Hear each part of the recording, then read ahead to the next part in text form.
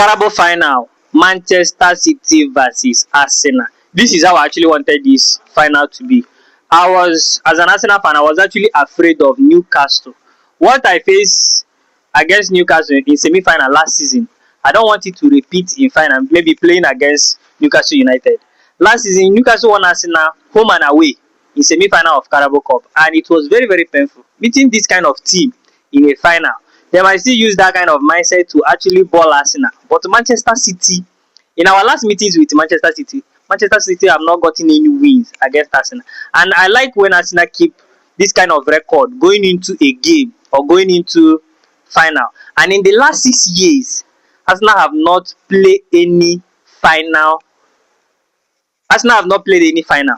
And you know, when you've waited for 6 years for a final and you're going into that final, Arsenal is going to sweat blood and sand and play that game. Manchester City is not going, and luckily, Manchester City is not in a good form now. This is not the Manchester City of last 2 seasons, because even Manchester City of last season was not a good side of Manchester City. This Manchester City now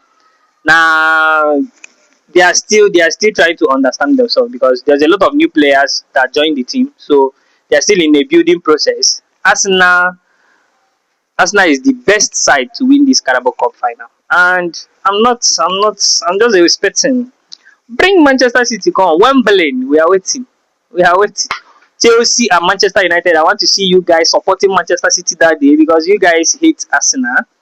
You guys hate blessings. So I hate good things.